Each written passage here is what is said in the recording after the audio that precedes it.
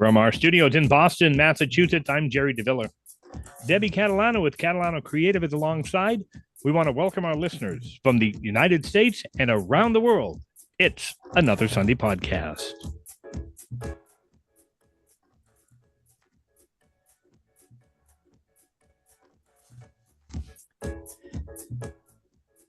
Hello, Debbie. Hello, Jerry. How are you? I'm fine. How are you? I am better than I deserve. Thank you. Here we are in middle of June. Yes. How's your summer going? It hasn't really felt like summer. Yes, I did it. I mentioned the weather, but Yeah, well, these parts has not really felt like summer. We have had, at the time of this recording, 13 consecutive Saturdays in a row with measurable rain. Mm-hmm. It has been terrible. Yeah. So hopefully it's going to end. I'm told this coming Saturday is going to be sunny and 90. So nice. Hopefully we're going to get out of that terrible weather pattern of the rain. Yeah. Just kind of messes up the weekend. You know, Fridays are good, Sundays are good, Saturdays no good. Yeah. Yeah. But other than that, I'm glad it's not winter and it's summer and this is true. All kinds of things have been going on, so it's good. It could be a lot worse, right? Yes, exactly. So, we have an awesome episode here. I am so excited about this. We are you and I are up late here recording this because our guest is miles away from us on the other coast, what we call the left coast or the wrong coast. Just kidding. Rick Nineg joined us again. This is his fifth appearance. He is making his fifth appearance on our show. He first started, and we're going to blow his mind here. His first appearance with us was in June of 2022. So 3 years almost to the date. And actually, the day that we are recording this was the exact date that his first episode dropped. So kind of an interesting thing there. Then he joined. Oh, wait a minute. The date that we're recording this is the date that the last. Oh, so the date, yeah. So today's date. We're recording this on June the 16th of 2025, and he appeared with us on June of 2022, and it dropped on June 16th of 2022. Well, this reminds me because I remembered that I had COVID when we first interviewed him. So now I'll know the date. I just knew that it was June. That's how this whole podcast started. That's right. And so kind of seems like it goes together. He joined us in June of 22, again in December of 22. And then October of 2023, and then nearly a year later, September of 2024. And when he first started back then in 2022, we were in about 22 countries, 23 countries, I think, at that time. We are now, as we record this, 72 countries. That was a drum roll. Yes. Yeah, it's crazy for a non-sponsored podcast. So thank you all to the listeners who have joined us. Please, send us mail. You can email us at it's another Sunday podcast at gmail.com. Tell us where you're listening from, what you like about us, what you'd like to see. Maybe you want to be a guest. So it's another Sunday podcast at gmail.com. Please send us an email. We'd love to hear from you. Okay. Without further ado, making his fifth appearance and being the inaugural member of our Five Timers Club, where we're going to have to come up with some nice gift to send to him. It's Rick Nineg. Rick, welcome back to the show. Great to see you again. Hey, great to see you guys, Jerry, Debbie. Can't believe you guys are not tired of having me on. No, never. I love being my on. goodness. I love being You're on. like one of my favorite guests. Oh, no way. I never would tire of you. Your episodes right now are in our top 10 and top 15 of all time. Wow, unbelievable. Yes. People love hearing from you. So our listeners agree with us. It's because of you guys, because if you ask good questions, then it spurs my little brain to answer all these things that are in there that want to come out. But you have a great YouTube channel. You're into the pop culture and the old my favorite shows. I Love Lucy and Gilligan's Island and all of those things. Folks, go and search the history of our episode, Rick Nineg, and you'll get the whole story behind the story. We'll talk a little bit about that tonight. We're going to go a little bit some different direction to more up-to-date stuff, but we do want to introduce him to all of our new listeners, because the last time he was here, we were probably in about 40 countries, and now we're in over 70 countries, which is just amazing. So nearly double. That's amazing. 70. It is. It's blowing my mind for sure. I don't know why people want to listen to me. Debbie, it's Debbie and the guests. That's what I keep saying. I don't think it has anything to do with me. Anyway, so off the bat, first of all, congratulations. Since the last time we spoke, I want to congratulate you on getting married. Thank you. Awesome. And we just found out, you announced on your website that you are expecting a child. Congratulations on that as well. So thank you so much in such a short time, but two very exciting things.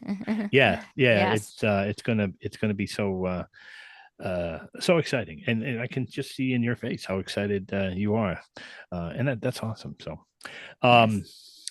anywho, how have you been with all this stuff going on? I've been great, trying to juggle and balance getting, baby showers coming up, trying to balance gifts. And then I said, oh, I have to upload a video. So, I still strive to post 2 to 3 videos a week. That's kind of my low routine. And, it's very interesting because, as I tell my wife, because she picks my brain sometimes and how my brain works and how I come up with these ideas. Because sometimes she gets surprised. She's like, "How do you come up with this stuff? You just wake up one day and come up with it?" I'm like, "Yeah, sometimes." But I tell her that sometimes it's very linked to the creative mind. So you can burn out. It is possible to do too much, and then sometimes you don't come up with something, and so you have to give it a rest. And so it's walking that fine line, right? Of okay, let me give it a few days, not think about it, or let me work on this project and come back to it. It's an interesting process, and it's one where as you work it through, you discover it. And I think that makes it fun. So I like that challenge. I like that challenge of, now being a family man or being to be a family man and continuing to make my videos and how that also evolves the process. Yeah, it's incredible. Last time you were here with us, which was in September of last year, I think you had about 150,000, or we were just trying to get you to 150,000 subscribers. I remember that. Yeah, and you've blown that out of the water. You're at what, 170,000 plus? Yeah, subscribers. That's incredible. Isn't that amazing? It is. But I was just thinking before we dive in a little more, maybe just for our new listeners who aren't familiar with you, maybe you could just give a quick, few lines about what your YouTube channel is about. Absolutely. So I am all about classic TV shows and movies. I know some people may say, well, what's the era? What do you go by? Well, if we go with TV, television started probably 1948, kind of got popularized in the 50s. So to me, the primordial episode, the main, thing that started it all is I Love Lucy. Everything kind of branched from there. There were other shows at that time, but that's kind of where I hone in, and everything kind of spider webs from that show. So 50s all the way to about 90s is what I cover for television. And then going back to movies, I mean, I've covered, I think, silent movie going back to the teens, so 1910, and I've done Chaplin, so that's 1919, and going all the way to about the 80s in terms of classic movies.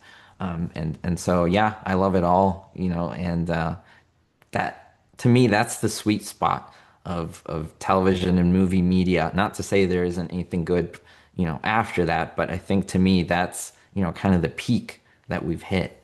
Yes. Can I just you guys, you're gonna hate me.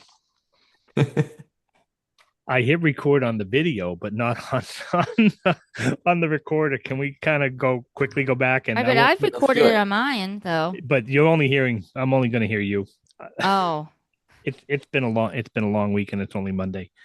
I'm Oh, sorry. No, so we're going to do this. I'm going to start this real quick. I've never done this before. 176 episodes. I've never done this before. I hit record on here, but not on the thing. So Debbie and I won't go through the whole thing we do. We'll just kind of quickly jump to you. And Debbie can ask that same question. I apologize. Stand by.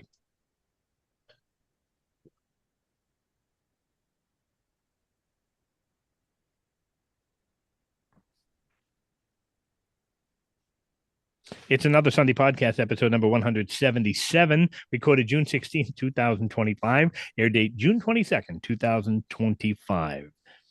Stand by. Mics are hot. From our studios in Boston, Massachusetts, I'm Jerry DeViller. Debbie Catalano with Catalano Creative is alongside. We want to welcome our listeners from the United States and around the world. It's another Sunday podcast.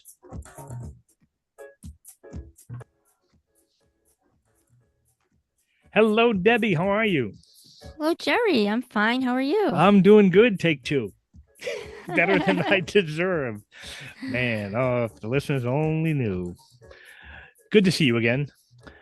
Things are going well with you, I hope. And now that we're in the middle of June, the weather's been kind of kooky, but we are hopefully getting out of the Saturday rainy season here. Yes. In New England. I am so excited about today's episode. I thought we'd just dive right into this. We have our first inaugural member of our Five Timers Club. Yes. It's Rick Nineg. He appeared with us in June of 2022, again in December of 22, October of 23, and his last appearance with us was in September of 2024. And so this is being his fifth episode with us. We gotta get him a Five Timers Club gift, and we'll be sending something kind of cool out to him at some point for joining us. So without further ado, why don't we bring him on? I think that's a great idea. Right. Rick Nineg, thank you so much for joining us and taking the time. Welcome back to the show. Hey, Jerry, Debbie, thank you so much for having me on a fifth time. That was unbelievable when you read the dates, and I was realizing how often I came and then how far back we've been conversing and coming on. It's great to be back. You were one of Debbie's first guests, I think within 20 or so episodes. One of the first, yeah. Yes. Because I think when you first came on, Debbie had COVID. We were kind of like I had COVID. COVID, yeah. And I still wanted to do it because I love your topic of, what your channel's about, which we'll get into. So I was excited to do it. So even COVID sick, we did that. So awesome. So it's good to see you, and congratulations are in order. You recently got married, and you are expecting your first child. So congratulations. I appreciate that. Thank you so much. It's super a joy. It's a joy, a blessing. It's literally I can't believe it's happening because I've always wanted to have a family. Now that it's here and present, I'm just so thankful. Oh, awesome. Yeah, it is a blessing. Very exciting. That's great. So how have things been with you? Obviously busy with a bunch of things going on, and you're still doing videos. In fact, maybe we have last time you were with us, I think we were in about 50 countries. We're now in 72 countries. We have unbelievable. Great deal of new listeners that have joined us. So why don't we give them a little bit of background of who you are, what you do, and where they can all find you, and then we'll kind of dive right into it. Yeah, so I started the channel probably back in 2015, and my goal was to just talk about classic TV shows and movies. So that spans TV shows from the 50s all the way to the 90s, and classic movies starting about in the teens, even in the silent era, going all the way to same about 80s, 90s. And to me, that's always been something that I've loved, had passion for. Even my parents were mild fans of this type of media, but it was pretty much coming from me, from myself as a little boy. I used to love watching these shows. I'd watch them by myself, and starting from 3 years old. And I'm in my 30s now, and I absolutely love it. People are surprised because they think that maybe I'm older, or I'd have to be older to like these shows or like these movies. But no, I've been watching them for 3 decades. It's wonderful. That is wonderful. And you had, when you first were on our show, or the last time on the show, we were talking about how many listeners you had, and you were trying to bump it up. So yeah. What was that number, and what's your number now? Because I think that you have bumped it up significantly. Absolutely. And that's due to you guys and your podcast. We were trying to get over the 150,000 subscriber mark, and boom, we pushed right through. You guys were just telling everyone about my channel and people subscribed. It was wonderful. And now presently we're over 170,000 subscribers. And Wow. what's crazy is the higher you kind of go up, the more difficult it is to continue climbing, Mm-hmm. because you enter another kind of group where you're competing with other channels of similar, subscriber count, and then Oh, it's hard to go up. And so it's almost harder as you get bigger, if that makes sense. it does So make it's sense. wonderful. Yeah, Yeah. yeah. But But that's that exciting. Congratulations. Thank you. I appreciate 170,000. it. That's incredible. 170,000 subscribers to your YouTube channel. Um, so in the past, we talked specifically about some of the shows. I think we did an episode on Gilligan's Island. We did an Yeah. episode on I Love Lucy. Um, so I Stooges. I was curious, and I don't think I've asked you this in the past, but do you have what would be your top five favorite TV shows of all time, and why would you pick those five? Oh, yeah. That's a great question. Sometimes that list changes all the time, but I definitely have to start with I Love Lucy, in my opinion, the best show of all time. Gilligan's Island, number two. In terms of, I think the reason I rank them is how they make me feel and how much I enjoy watching them. Those are definitely the top. Continuing to number three, Seinfeld, just because how brilliant it was written. I think going in the 90s, how unique and different it was. Fourth and fifth is kind of a toss up. I usually go back and forth between different ones. I really, really love Hogan's Heroes. I think Hogan's Heroes probably fourth or fifth. And then I'd also add in there what's probably the last one that I really like. Or I really love the Munsters. The Munsters is a great one as well. And Yes. I mean, they're just so fantastic. The shows are just so innocent and pure, funny, comedic. They're very universal in the sense of, I have people watching me, like you're saying, from many different countries who understand English, but the comedy kind of goes beyond the culture too, because, someone in, maybe in the Middle East or someone in Europe can understand the comedy of Lucy, getting on a plane and trying to sneak in a cheese because Right, she doesn't want to pay for it. right, Something like right, that. Everyone Yeah, exactly. understands. the physical comedy, which is Yeah. also I would say in the Munsters too. I Yeah. guess that just transcends any language barriers because you can just see how funny it is. And Lucy especially was so brilliant with the physical comedy. So, but like I said, I would say it goes the same with the Munsters. Absolutely. Yeah. Yeah. Yeah, all great shows. You turned me on to Pluto TV, not to give them a Yeah. plug, but the plug. Hmm. And so that runs on my computer all night. I go to bed with Pluto TV running in the background. Sometimes I Uh, do too. Yeah, Yeah. and it's usually I Love Lucy Yeah. in the background. And I think I've seen I wish they would change it up. I don't know how they decide how they pick what episode, because it seems to be a lot of repeats, but it doesn't Yeah. matter. I mean, it's a great show. I could watch the same episode, probably have watched the same episode thousands of times. Yeah. Uh They have dedicated channels too. So I know another one of your yeah, shows that you cover, which is one of my favorites, is Three's Company, and they have a Yes. channel on Pluto that's just Three's Company. Just Three's Company. That's the one I go to sleep to a lot of times too. yeah, yeah. Absolutely. And Oh, I'm not, people always ask, but I'm not sponsored by them or anything. The app Hmm. is free. You can watch Oh on your yeah, desktop or on your TV. And they just run very minor commercials, just like in between episodes, probably a minute long at most. And then, it just continues on. So what's great is, before you had to check the schedule, and this is pretty much 24 hours a day, 7 days a week, the show yeah. that you want to yes, watch. A yes. lot of my favorite shows are on there. Perry Mason is one of my all-time Yeah, favorite show that's running on its own channel on Pluto. There's so many different apps so and many. where you can watch television shows now, but that's one of my favorites. That's the one I probably listen to the most. So thank you for introducing me to that. Tubi as well, TUBI, Gilligan's Island. Every episode's on there on demand as well for free. So it's another great. Yeah, it's Yeah, I, that's a good channel too. Yep. I actually own every I'm going to really date myself. I actually own every VHS tape of the Gilligan's Island series Oh from the Wow. old Columbia wow. House That's a wonderful. subscription every month. I think it was I was getting a new Gilligan's Island and it's got the nice features in the back. I Love Yeah. Lucy. So I Love Lucy, Gilligan's Island. Another one of my favorites was Dragnet. I love Oh, Dragnet. Dragnet.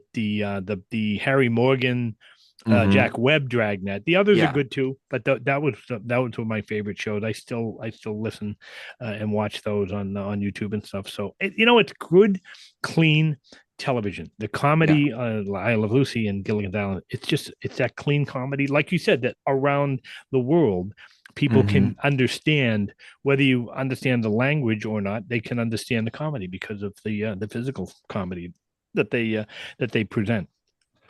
When you mentioned Gilligan's Island and you had VHS copies, it makes me think of a conversation, one of the videos that you recently did that I caught, Rick, and it reminded me. It was the timing is really funny because my brother and I had a conversation about this, about when some of these shows get to broadcast television, they start cutting Yeah. them. And like, Mhm. for example, my brother and I, actually my sister and friends, a lot of us are fans of the Brady Bunch.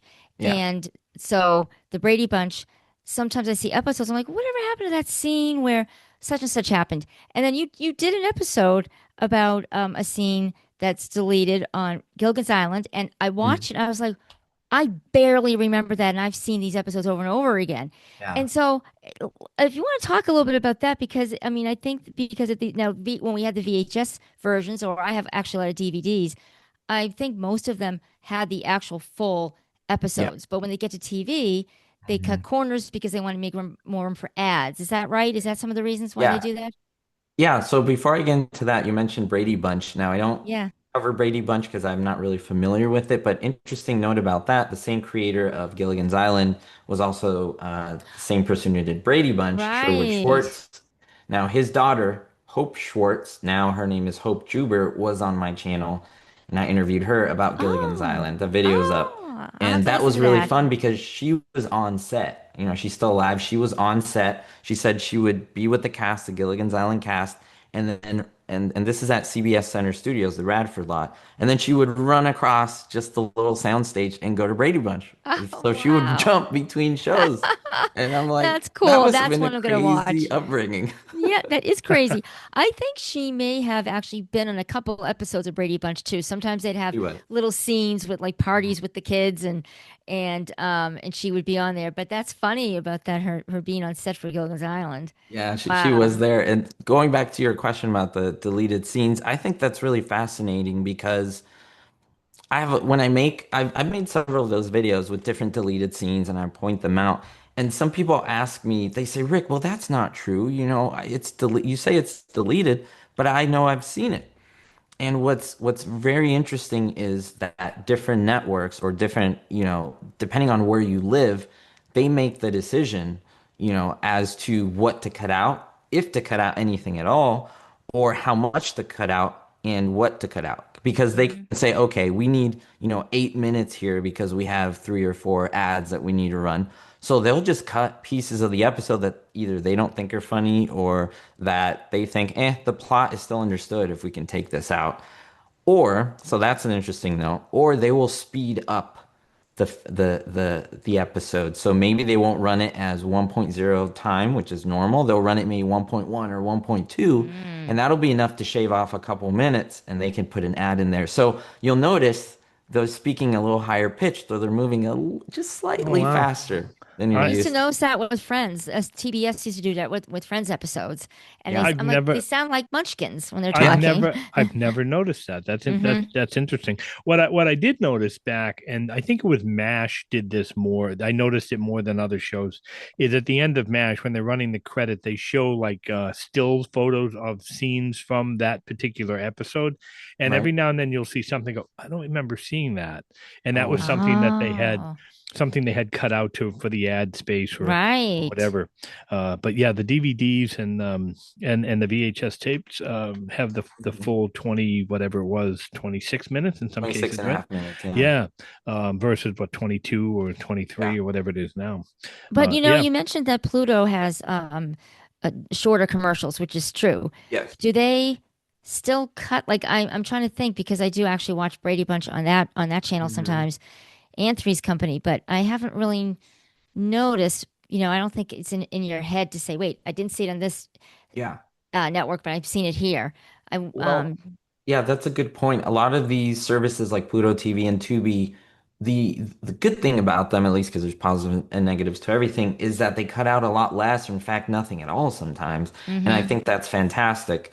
A lot of people even say, Rick, you're still watching DVDs. Like they'll kind of make fun of it, that I have every episode. And I'm like, you don't understand that the reason is because they're uncensored. The physical Mm-hmm. copy, I can go to episode 63 and pop it in and watch it, never, without any scene removed, versus Blu-ray, which actually they do cut things out from the Blu-rays. Oh, And they interesting. even, the aspect ratio, because it is higher definition, changes. So they actually crop things out of the edges of the screen.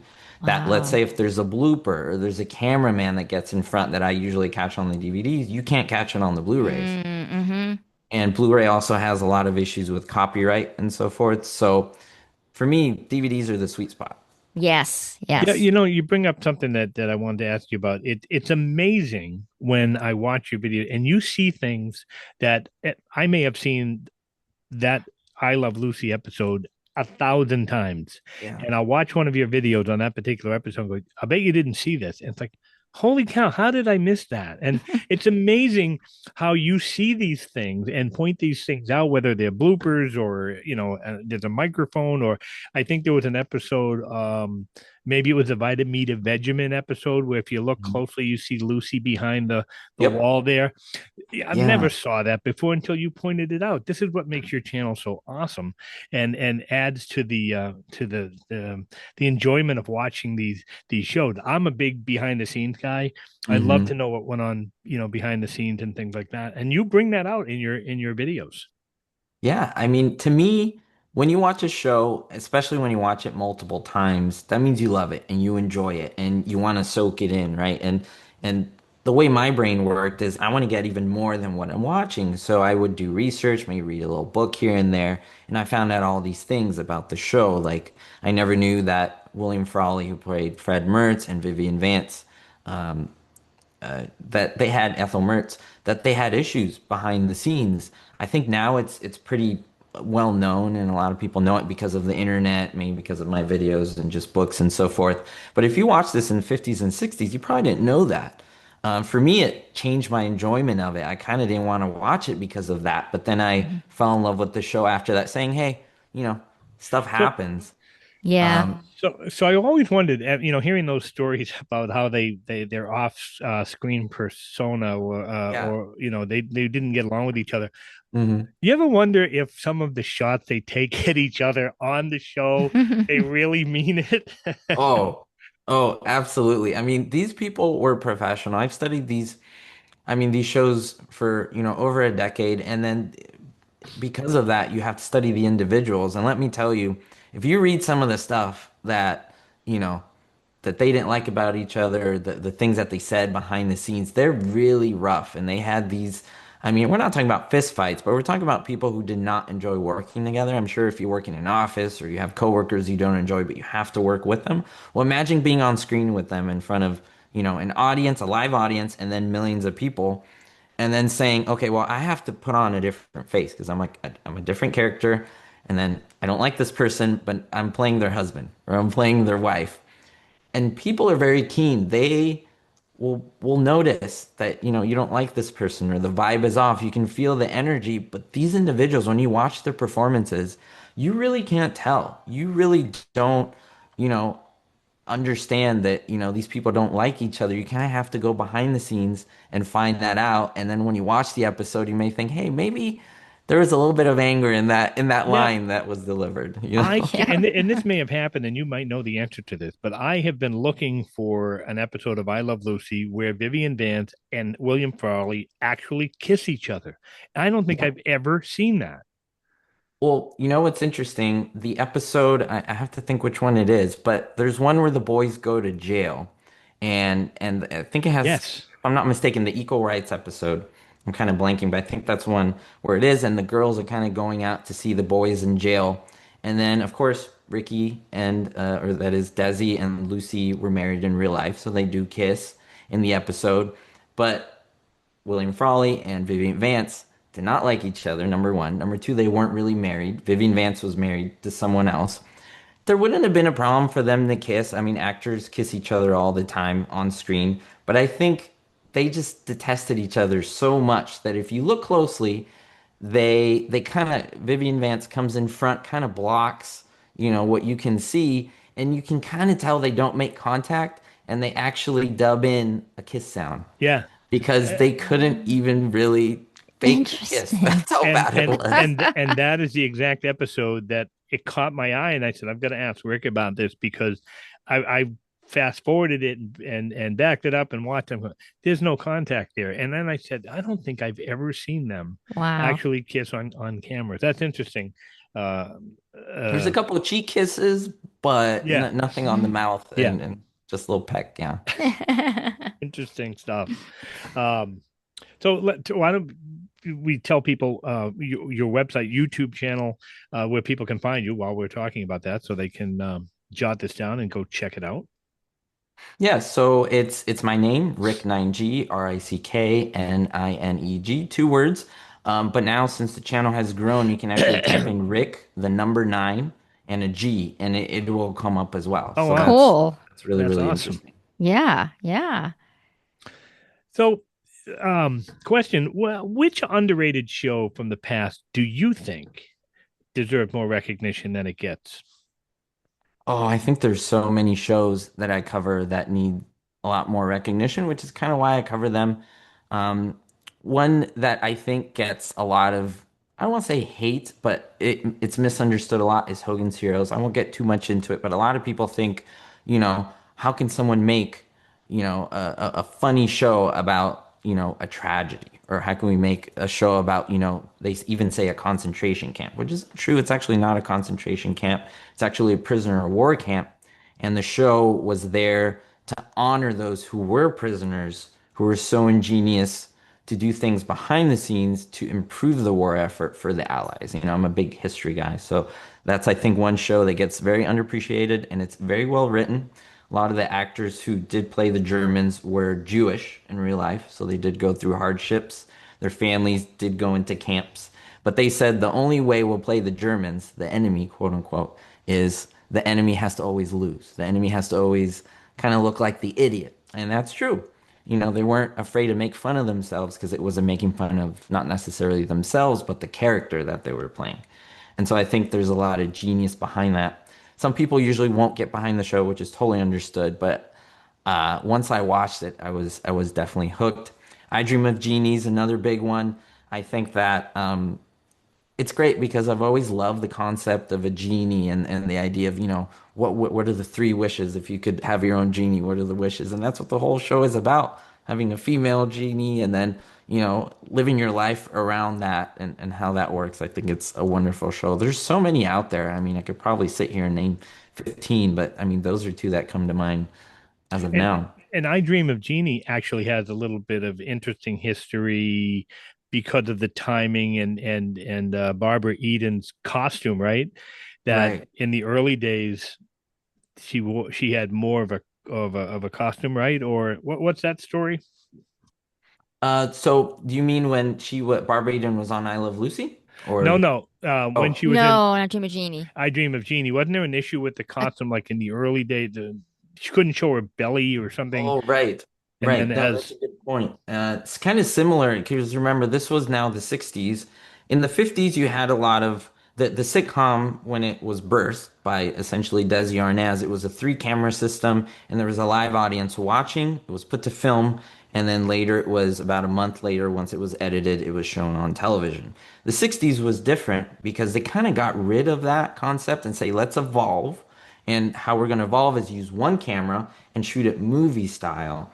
And so what happened with that is it changed the way that worked. And it goes into what you're saying because Gilligan's Island had the same issue. We had Ginger, who, was showing a lot of cleavage, and then we had Marianne, who was showing, a lot of navel, a lot of belly button.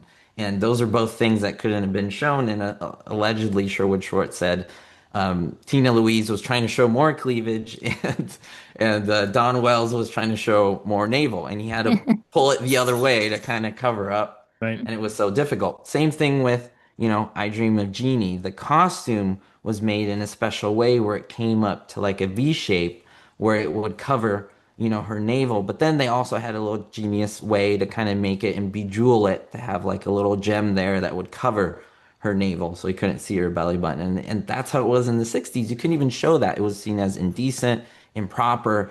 And so, I mean, think how far we've come these Oh, days. times I have think it's, changed considerably yeah, since then. yeah. Yes. Yeah. Yeah, and this is some of our listeners probably don't know that we have a lot of young listeners too, so they probably didn't even know any of this stuff, which is why I think again your channel is awesome. People should go out there and check it out. There's just so much um wholesome programming back then. I think I'm not trashing any shows that are on today. It's a different world. I'm in my 60s, so I grew up with some of that. Actually, those shows you mentioned were all in reruns when I was growing up. But yeah, it's a whole different world today. You wouldn't even think about that kind of censorship. That was like No. pet. It would be considered petty. Um, do you have a show that you thought was had the best writing or storytelling for its time that you cover? Yeah, I think that's a good point. I think if I move into the 70s, things changed again because now we have shows like Three's Company, we have All in the Family, where again, they went back to the three camera system and you have the audience present there. And the actor said it was a big difference not to have, because when you would shoot something like that, you have to kind of run it like a play with the audience there. It kind of has to be continuous, very few cuts, and then it's kind of performed live. Whereas, if you're doing a one camera thing, it's like a movie, so you can stop, you can go take a half an hour break and then come back to shoot and then, pick up where you left off and no one was the wiser. So in the 70s, we get writing is kind of, I think writing changes again and we get things like Three's Company. That was, a lot of people say it's a show about misunderstanding, which is true. But I think the misunderstanding, I think it's kind of a little unknown thing that started back in the idea of the sitcom. Sitcom is a situational comedy, and the idea of that is that there's a misunderstanding. So I Love Lucy had misunderstandings, Gilligan's Island had misunderstandings, but I don't know why people kind of plug it to Three's Company, like that show started the misunderstandings. But that's when a lot of more, sex started being introduced into it, although it was never essentially, it was implied is that the actors did something, but it was never shown. It never got too crude, but it was very highly suggested. Whereas I Love Lucy, you can't even suggest it, right? So I think the 70s writing was risque, but they did it so well that they could just say a few words or make a few faces and you absolutely knew what they were talking about. And that's all due to the writers, right? The writers were brilliant in coming up with ideas that they can kind of exploit that could run by the censors but not completely shock people. Yeah, I guess they could be more creative in a way Yeah. without being so obvious. Because I Yeah. do remember when I was a kid that it seemed like, oh, Three's Company was kind of risque. But Yeah. when I watch it now, they're like three platonic friends, Yeah. and the misunderstandings was a lot about overhearing things and Yes. misinterpreting it. So I think that was the Absolutely. one little thing that set them apart. Yeah. And but they and it ends up being not being as bad as they would like you to believe at first, and Hmm. it's just hilarious. Well, It's would it be interesting. considered risque today, though? I don't think so. No, that's what I'm saying. Yeah. Like Oh, it yeah. wouldn't be today, Yeah. but back then, that wasn't. I mean, I actually did not watch All in the Family, which I was Hmm. was a little bit like a more Me either. Yeah. adult, I would Hmm. say, for when I was a kid. But Three's Company I probably discovered later on, maybe a little bit at the time that it was on. I'm trying to think, but in any case, it's one that I continue to watch over and over. But it's referenced, so I don't remember. I don't think that Friends is one of your shows that you watch. You're more No. sci-fi, right?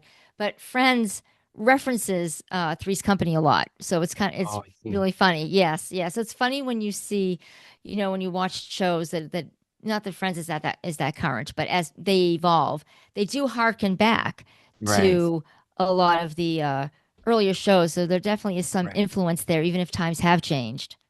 Well, I think that's a good point now that we're on this because the 70s is also a show I really haven't named much that I really love. It kind of flies under the radar, is Sanford and Son.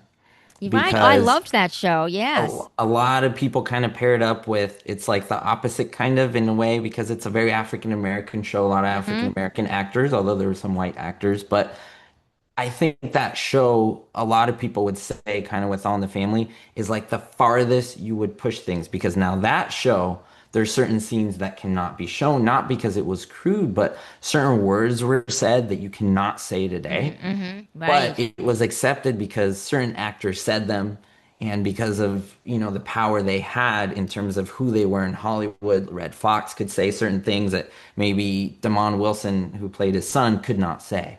And, Right. you have an actor, who's African American today saying the same line. No, you can't do that. Hmm. It would be the biggest thing on the news, whereas back then it was okay. And I know a lot of friends of mine who say that they watched that show and they can't believe the things that were said.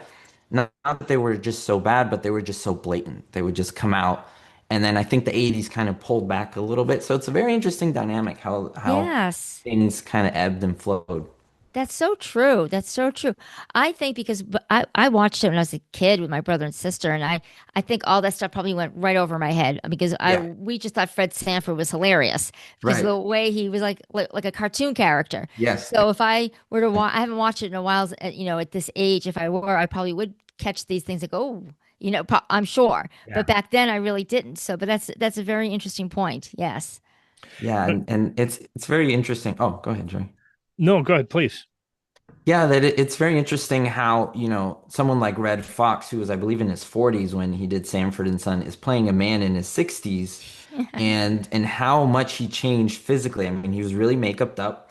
He wore some special shoes that had weight to them. I think there was even, some people say there was even lead in them in the bottom of the soles to make him heavy, which gave him that gait where he would stumble Interesting. along and he played that character based on I think his uncle. He kind of used some few parts there and family member. Also his brother. It was named after his brother, Fred G. Sanford, and so forth. So it was a very interesting thing. A lot of people think he was an old man, and he was in his 40s. Like this man Yeah. wasn't in Wow. his 50s. Yeah. That I didn't know. Definitely didn't know. Even about Um, him walking, that's fascinating to Yeah. me because that it was very distinct in his character, and I didn't know. Wow. It was, and he said that it when he took those boots off, he said he was no longer Fred Sanford, and when he put Mm. them on and had the makeup on, he was like he was that old man who was angry and scruffy, and he would just start walking that way. Yes, because the boots would do that, but he would fall into the character a lot Yes. easier with that. Yeah. Oh, yeah. Um, Yeah. yeah, Debbie was touching on watching shows and maybe missing certain innuendo or things. And a great example of that, I think, and you covered this in your on your channel, it's the Three Stooges, yeah, where yeah, when growing up, when I was a kid, it was all about the eye poking and the yeah. slapping and all of that. But there was such great humor in some of the lines of the dialogue that as a kid you just never picked up on, but No. adults, and now you watch it today and go, that's a pretty funny line. Yeah, I mean the Three Stooges, which is interesting because growing up, I saw it on TV, so I always thought of it as a TV show, and that's actually incorrect because they're actually movies, and people would say, "What movies? They're 2, 3 hours long, and these were only 15 minutes." I think the longest one was about 17 and 19 minutes, but there were short movies. That's shorts. You can lengthen that to shorts, and played in a theater. And so you had to actually go and see it in a theater. You had to pay a ticket, sit down, and they would show a longer film. But this was kind of something that they would play before that, kind of similar to what Warner Brothers were with Bugs Bunny and so forth. People don't know that those weren't actually for kids, those were for adults. That's why you had the guns and the explosives and so forth. Same thing with the Stooges. They were for adults. Not in the way that there was any perversion in them, but the idea that, we're not making these necessarily for kids. This is for, someone to come, leave their home, go to a movie theater and just laugh their face off. And yes, so the jokes were kind of crude at the time, but I mean, we're talking about the 30s. And there was a lot of things. There was a lot of physical comedy, a lot of hits. I mean, these men, at least starting out on in Colombia with, Mo, Larry, and Curly, they were stuntmen. I mean, these guys would fall. They would fall on their head. They did have people who would, be doubles for them in larger stunts, but they often got hurt many times. Mo broke his ribs a couple times. Actually, in fact, it's kind of sad. I'm kind of cataloging that now. I'm going through every single Stooge short, and we're kind of finishing the curly shorts. And it's quite sad because you see his decline after all his strokes and his health issues, which are due to many factors. But one of the big factors was actually the blows to the head that he was receiving. Now, while they would hit each other, it was very choreographed in, how they would practice. They would hit each other, they would make contact, but it wasn't a full blow. So they weren't out there punching each other. But there were times where, for example, Curly had to take a fall and he would hit his head for real. And he didn't have to hit it that hard. But after years of doing this for almost 3 decades, he sustained a lot of blows to the head. Plus, there was a lot of alcohol involved, a lot of partying, a lot of, eating, unhealthily, just so many things that contributed to his strokes. But it's crazy to think that essentially, his death was due to his art, what he did on Wow. screen. And now that would never happen.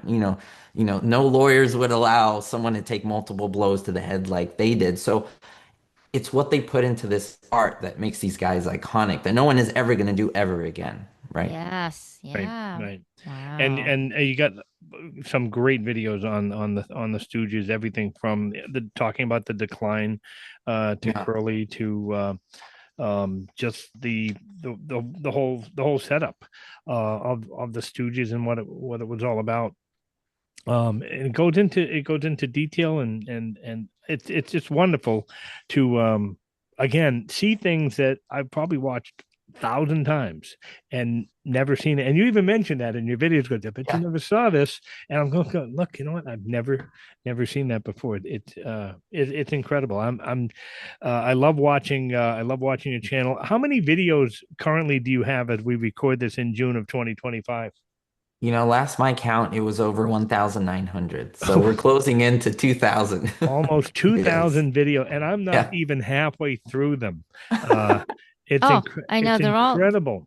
they're It's all like incredible. gems. They really are. And the really cool thing about this is you can't get bored. They're not 20 minutes long. They're maybe 4, 5, 6 minutes Mhm. on average, which is perfect for the Yeah. attention span. So kudos up to you for thinking, hey, you know what? People are they're gonna get bored after so many minutes or whatever. Hmm.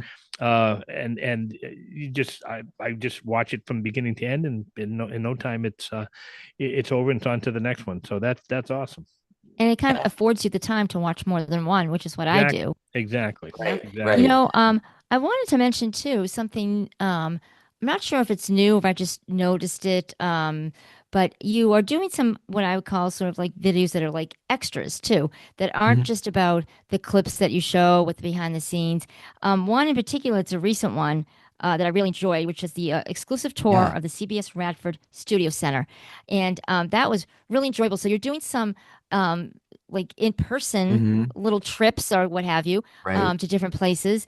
And is that something you just decided to start incorporating more of? And if you want to tell us a little bit about that Radford Studio Center one, without Yeah. giving away too much, as Jerry said, but something that would be really fun to hear about. Oh, yeah. So this is very interesting. I mean, I remember I would call them my field trips, where Field I mean, a trips, lot of my yes. videos, yeah, a lot of my videos are just commentary.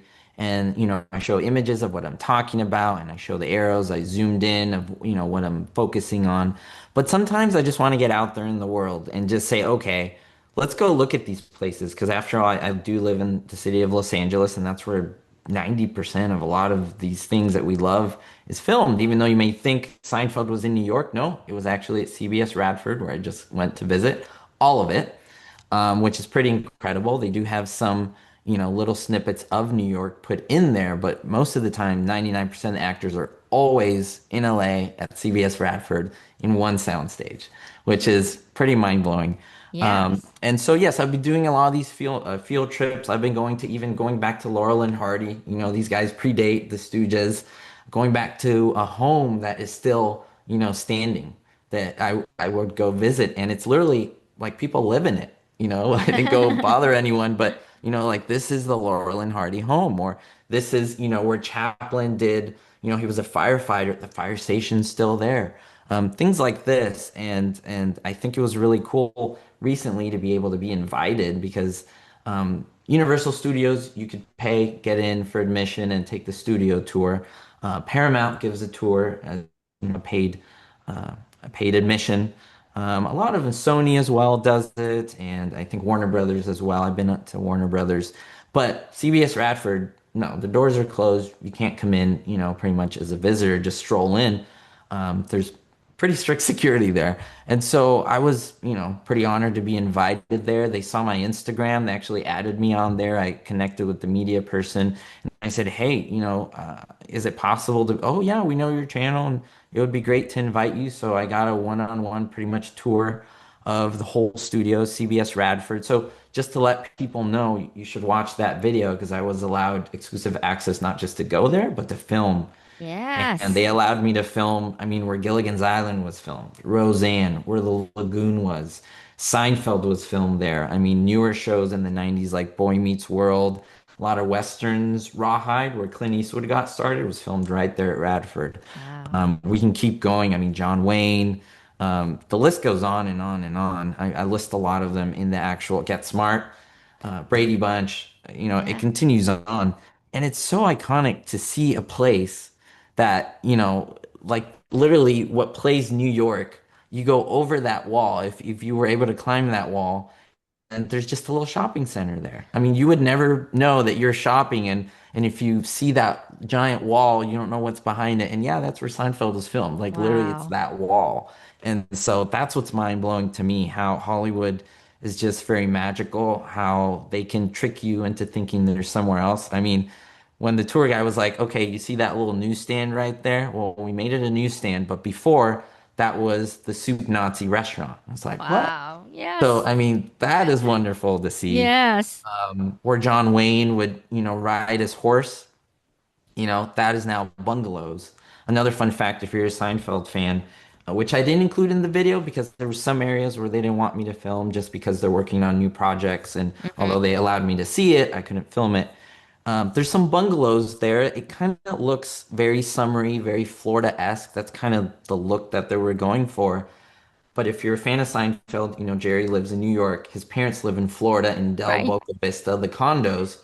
Well, the condos, those are the bungalows. Wow. They actually just film the outside of the bungalows, and then when they go inside to, Jerry's parents' uh, condo, that's inside the soundstage, and they so Wow. edit it, and you're thinking, oh, that's the building, but no, they're Yeah. right there in LA, next to the LA River. Yeah. I Unbelievable. do know exactly what you're talking about because I am a Yeah. Seinfeld fan. So yeah, that's very cool.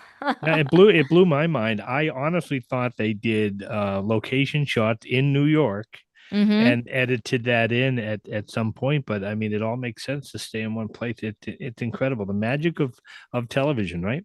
Yeah. Yeah, I mean, they told me that probably in the whole show there were 5 or 6 shots that they actually had to go in New York to get. There's one where Kramer is running around trying to get, I think, some type of dessert for Bette Midler, Yes. and Yes. but you see him only from behind because they Hmm. had a guy who looks like Michael Richards dressed as Kramer, but you only see him from behind, and he's in New York going to the different stands. But other than that, let's say it'll be a scene like that that's there for 3 seconds. But when they're in the park, that's actually Rancho Park here in LA, and you think that's New York, and actually add in the skyline in the background, so you think that it's a New York Right. park. Central Park was a little park just like this at CBS Radford. It's a little patch of grass, probably 20 feet by 10 feet. I'm not even kidding.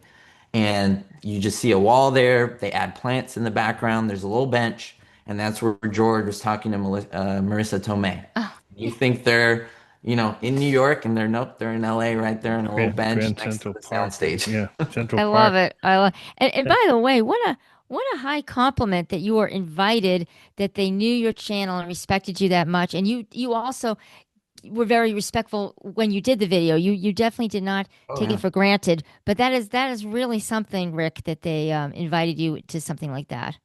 Absolutely. And when we talked, I talked to the media person, and they were trying to see who I was and just what my intentions were. And I told them, I'm like, listen, you're inviting me onto your space. And so anything you don't want me to film, and I can even mention a few things that they didn't want me to film, which is fine.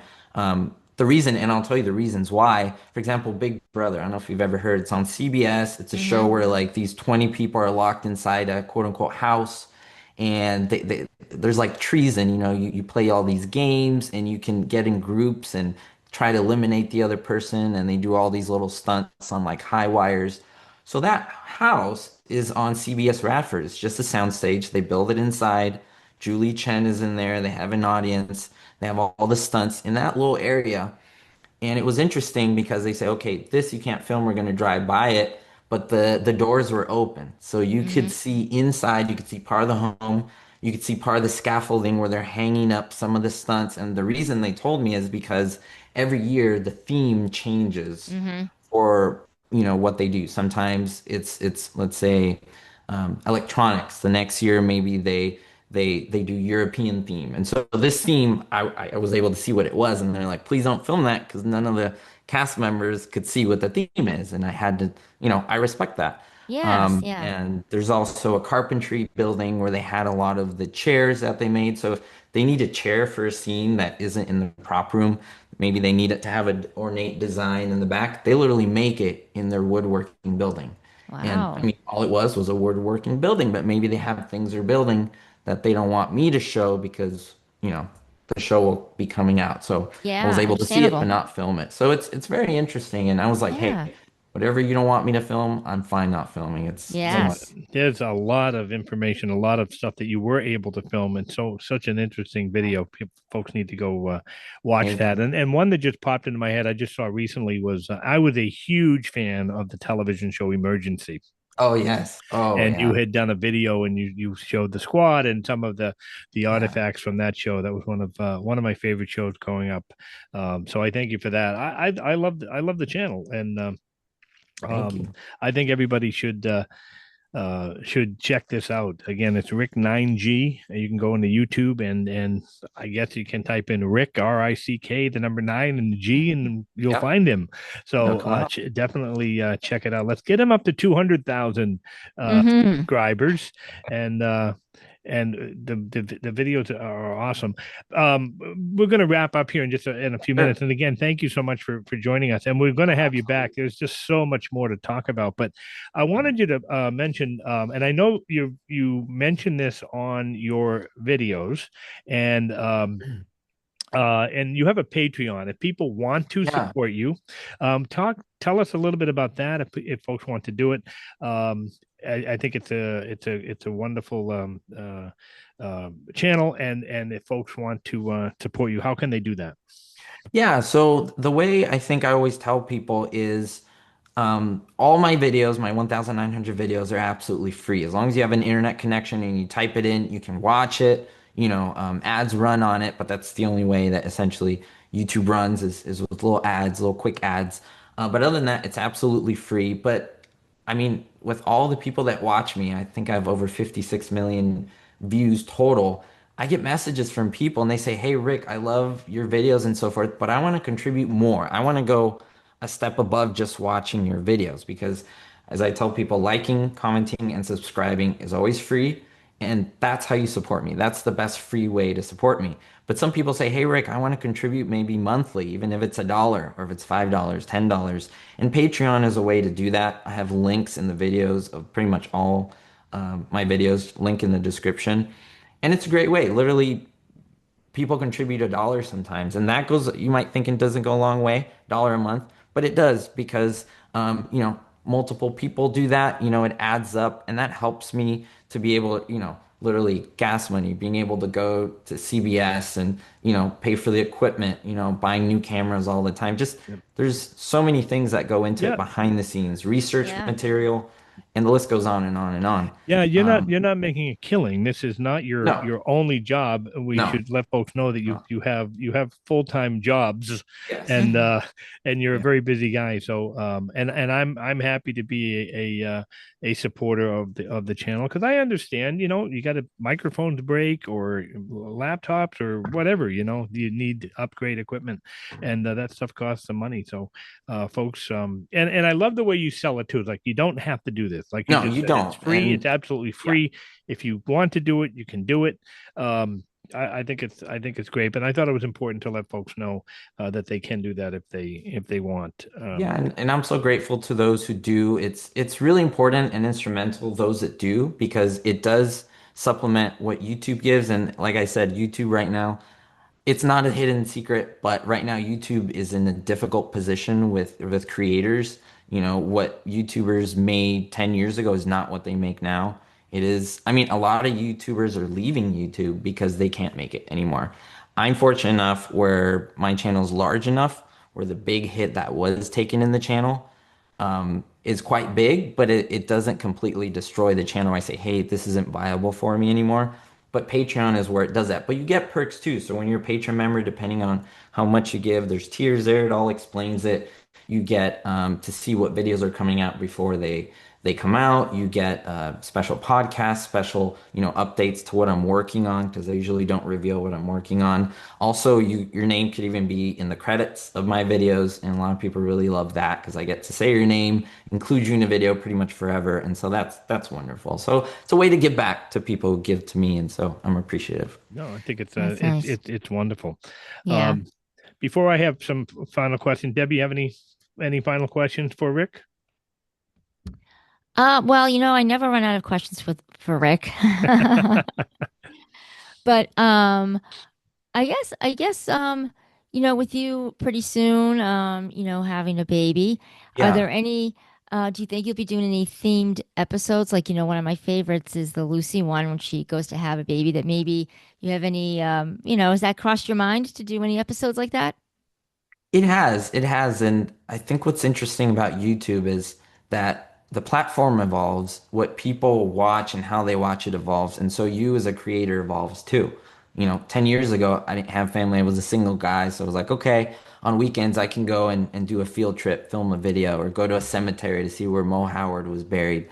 Now it's a little different because there's other priorities. Even during the podcast, this stream, my wife was texting me, I'll be home soon and so forth. And so there's different priorities, but then that also enlightens you to things because believe it or not, now being married, having a baby, I watch I Love Lucy and I see it differently. I'll actually reveal that. So I've never really understood or got to the point where, that episode where Ricky and Lucy are, at the club and she reveals to him that she's having a baby. And it's so emotional and he Hmm. tears up, she tears up. That was actually real, although they're reading lines from a script or memorized lines from a script. The emotions were real. They weren't crying fake. The moment touched them, and even Hmm. Desi at the moment forgot his lines, and the orchestra said, "Hey, sing the baby song. Like you have to sing the song." And he's like, "Oh yeah, yeah," because of the moment it impacted them. I swear I watched that episode so many times for 30 years, and I would even skip it because I was like, I don't get it. I don't know. It's too lovey-dovey, whatever. After we found out we were pregnant, I was tearing up for the first time Yes. in my life, and I was like, now I get it. Yes. Now I Oh, understand. interesting. Yes. Yeah, so that's what I mean, that these shows, like these people, they're long gone, but their work continues. And now even now I'm still seeing it in a different way. And so Mm. even the type of videos that I'm making are evolving to how my life is evolving compared to the reference material, if that makes sense. So It does make sense. it's a Yes. very interesting thing. It allows me to grow, see life in a different way. And it's very amazing. It's very amazing. So I can't Yes. wait That's to see awesome. what comes up and when the baby comes, what type of videos I'll be making. Yes. Yeah, Yes. can't Oh, I love it. can't Great answer. can't wait to Yes. see how, and go back to the very first one to the most recent one, and you can see how you've evolved. So I'm Yeah. looking forward to seeing how that goes. I just have a few questions. I call this just for fun. Um, Yeah. so throw these out there. If you could bring back one old show with the original cast, which would it be? I think I know Oh, the answer to this, but Yeah, old show with the original cast. You know what? I think because there's seven of them, Gilligan's Island. I Yeah, mean, they're so different. yeah, Everyone from Mr. Howell, the ginger, the sexy one, the rich one. I mean, Gilligan, the ditzy one, and then the skip. They're all so different, and there's so many of them that I would just love to see them in color. Like if I could step into that soundstage at Radford and just see them, I'd probably just drop. I mean, to see them and to see them. I mean, I'm a little jealous of Hope Truber that she grew around that mm, because I mean that would have been Yeah. amazing to see. To been on the sound stage where it looks like you're on an island and all the props must have been amazing. Oh, incredible, yes, incredible. yes. Which show's theme song is forever stuck in your head? Oh man, that's a good one. That's a great one. I'll I ask mean, that to I love Debbie Lucy. too. How can you get that out of your head? The I Right. love Lucy thing. Da da da da da da da. Da. Debbie, do you have a theme song that's always stuck in your head? Mm. It really depends on what I'm in the mood for and what I've been watching a Yeah, lot of. So, yeah, yeah. I yeah. mean, there's And not as many theme songs, but mine has some, been I Love Lucy because of Pluto TV. It's always on, and it's yes, yeah. But you yes. know Um, what? Three's Company come and knock on our door. Well, Three's Company, I was going to mention actually, yes. what show had the most shocking or satisfying series finale? Oh man, that's a great one. I'd have to think a little on that one. Well, I think there's a couple. Um, Seinfeld is one. I mean, it's been on, so I guess I can ruin it. But they all end up in jail. I mean, how would you and not just for a day, for like I think 2 years or a year. And I don't know how satisfying that was, but because it was very controversial, but I think I never saw that one coming where you're expecting maybe Elaine and Jerry get married or, he was Right. about to say, I've always loved you, but he didn't say it. And then they go to jail and then he's like, Yeah. don't Yeah, worry about And what he I was know. gonna And say. that's one episode that I really don't even like to watch a lot and repeats. Like, I never really liked that one. You never, yeah, I could understand that. it Yeah. left you hanging. It was, Charlie. I thought they did it perfectly in the end, where it left you hanging to say, hmm, is this, are they coming back? Is it, I mean, they just left you what they kind of did a wide shot of them in jail and the show ends. It's like, hmm, and The Sopranos come to my mind when I think of that final episode of The Sopranos where they're all Yes. in the restaurant. Like, did they bump him off? What's going on here? So you never know the answer of what actually happened, and I always thought that Seinfeld was just going to come back at some point and pick up from them getting out of jail. Um, And they asked Jerry Seinfeld, would you ever come back? And he said no. And they said, why not? I mean, they would give you so much money. He said, no. The show was so perfect. It was on such a high that if we would have made one more season, it would have declined in quality and that would have ruined my product. Because he he's talked very possessive of that show and very proud of it. Yeah. And so he's like, nope, you're not getting any more. he talked about that. Well, he does his stand up, and I've seen him out here in, Yeah. in New England do his stand up, and he does a little Q&A at the end of his stand up, and that was a question about that, and he said I could have made, I forget if he threw out a number, but millions Yeah. and millions and millions Oh, of yeah. dollars that they offered him, and he goes, no, he goes, we went out on a high, and that Mhm. was it, and he goes, and then I think he made a joke on, I don't need the money anyway, but but that was true. They went out on a very high note, and You know sometimes who else did shows, that? A show in the 90s, Home Improvement. Tim yes, Allen and Patricia Richardson. That was a big show for me. I'm a big 90s kid. And he was, I think, up to 25 million to make a 10th season, just one more season. And he said, nope. yep. He noticed that the last season, I believe eighth season, was declining. The kids were all grown up. Randy was moved away, and he said, "No, no, I don't want to make the show suffer. I don't want to ruin the product." I mean, a lot of these actors, I mean, like you said, they have money, but a lot of them really respect their art and say, "We don't want to see a decline in the product. We want to kind of leave it there." And a lot Go of out, people do that. go Go out out on a on. high note. I was gonna say go out on top. I People, I will though add in something quick about Seinfeld is the closest they got to something like that was they reunited on Curb Your Enthusiasm. And I Yes. don't know. Yes. Hmm. They Yes. tried to sort of resolve. They did, I think, a pretend, episode with them or Yes. where they were. And so that was kind of maybe gave people a little dissatisfaction without them actually doing the right. show again. Absolutely. They had a few, I think, commercials that they did, as well as if you're a fan of this kind of newer, but Jerry did Comedians in Cars and Coffee, I and loved that show. Yeah. Yes, he yes. invited pretty much the gang in separate Mm-hmm. times, and it wasn't really a Seinfeld thing, but they got to talk a lot about behind the scenes, and they really got in depth into what the show meant to them. Yes, yeah. Two last questions for me. Are there any obscure shows that you Sure. recommend people seek out? Obscure shows, a very interesting show, and I was never really interested in it, but I started watching it, The Flying Nun Mm, with Sally Field. It was pretty much one of her first, things that she starred in, which is interesting. I don't know if I should even start by saying this, but she was not a fan of her own show. Mm-hmm. But the reason why I think it's great is because it's very wholesome. And being a Catholic myself and having a background in teaching it and theology, it's actually fairly accurate in terms of, I mean, it is a sitcom, but in terms of, how the sisters live, maybe not necessarily their outfits so much, but how they lived, how they kind of treated each other in the sense, it does show that community off. Um, I guess what isn't pretty accurate is that she flies, but other than that, it's pretty silly. It actually I likened it a lot to I Dream of Jeannie. Mm-hmm. The fact of Dr. Bellows can kind of never see Jeannie, and he thinks that, you know, Major Nelson is kind of crazy. Well, kind of the same thing where she flies, and then you have the antagonist who is going crazy because he's seeing a nun flying and kind of no one Yes. believes it. That's one of my favorites, actually. that was a great show. I haven't thought of Yeah. that show, and then that certainly was an obscure Yeah. show. And my final question: if you had to live in the world of one old TV show, Yeah. which one would it be? I think I know the answer to this one too, but tell me. See, I probably would have answered something, but after I went to that emergency museum and saw those fire trucks, I have to tell you, I had a certain love for maybe not being a firefighter, but being maybe on that truck with them is like a one day be a A firefighter ride for one along, day. yeah. Such cool trucks. The guys were so awesome. If you haven't seen that video, it's one of my most popular that came out this year, over 100,000 views, where I was able to take a tour of all the trucks and all the gadgetry from the show. And it was just an amazing experience to see the actual trucks and learn the secrets of how they badge the trucks with different numbers and so forth. It was very, very interesting. So, I mean, if I could Yeah. be in that show and rush to a fire with the sirens, I think that'd be pretty fun.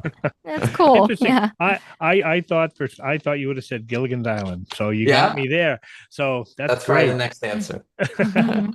Rick, thank you so much for joining us again, Thank and you guys. Thank you. congratulations on your marriage, on soon becoming a dad, and on being our first five timer Wow. on the podcast. We'll send you a little out Little something pause. for our appreciation of being on the show. Tell our listeners one more time where people can find you on YouTube and how they can support you. Yeah, just type in on YouTube or just Google Rick 9G, RickNineg, or just the number 9 and the letter G. It should pop up. There's playlists there where I even organize based on shows. So if you like a certain show, you can click on the playlist, and every single video that I ever put up is on that playlist. You can they keep just going on one after another automatically. You can stop I it love it. whenever you want and go back to it. Over 1,900 videos, so there's a lot to catch up on if you haven't checked them out. Incredible. Oh, I probably have 1,600 to That go you've or seen. something. Oh, it's That's quite a crazy. task, seeing a Yeah, thousand. it is. And I look forward to continuously watching them. And if I can't watch them, sometimes I'll listen. If I'm Yeah, working, I can listen because your narrative is wonderful. And again, some of the behind the scenes stuff, and you're into the bloopers. A lot of blooper videos yeah. out there now, which are really cool. Again, you probably haven't seen this, but and then I look and go, man, I never saw that. Yeah, those are And fun. now I can't not see it. Yeah, so it's I say always that a there. lot. Once Yes, you Yep. see it, you can't unsee it. Yep. exactly, exactly. Rick 9G, everyone. Rick, thank you so much.